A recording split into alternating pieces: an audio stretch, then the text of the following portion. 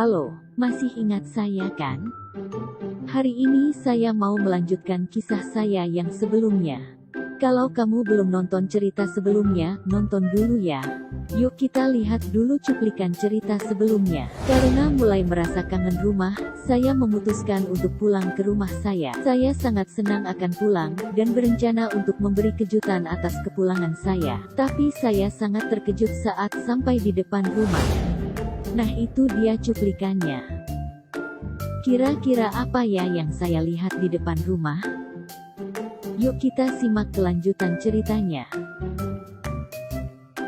Saat saya perlahan berjalan mendekati ke rumah, saya sangat terkejut dan tidak menyangka dengan apa yang di depan saya. Tepat di lantai di depan rumah saya melihat sandal suami saya dan juga sepasang sandal yang tidak saya kenali. Mungkin kamu berpikir kenapa saya terkejut. Saya terkejut karena seharusnya jam segini suami saya masih bekerja di luar kota. Terlebih lagi, sandal yang saya tidak kenali itu berukuran dewasa dan seperti milik wanita. Saya langsung memasuki rumah dan mencari seisi rumah dengan perasaan yang sudah mulai kesal. Tentu saja tidak lama kemudian saya langsung menemukan suami saya. Saat memasuki ke dalam kamar tidur saya melihat dia sedang tertidur dengan wanita lain. Seketika saya menjadi sangat kesal.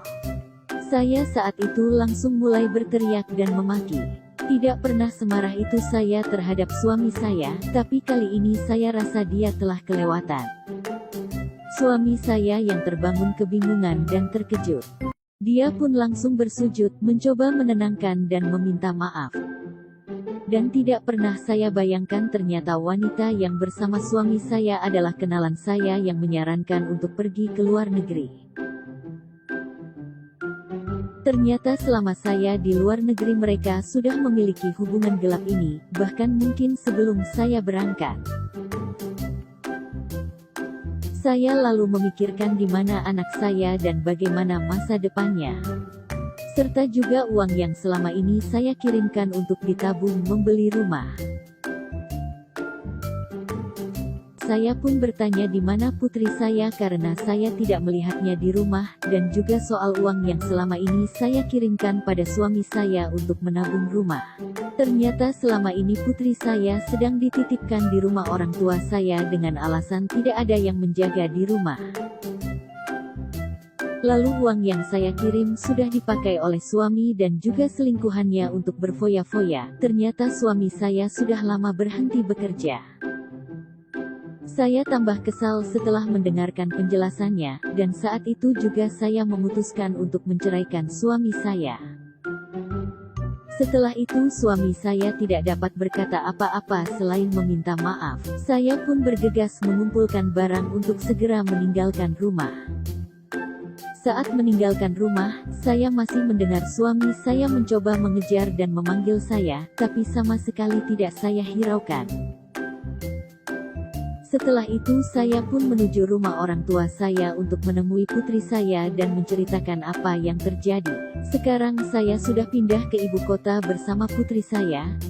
Saya juga mendapatkan kerja yang lebih baik di sini.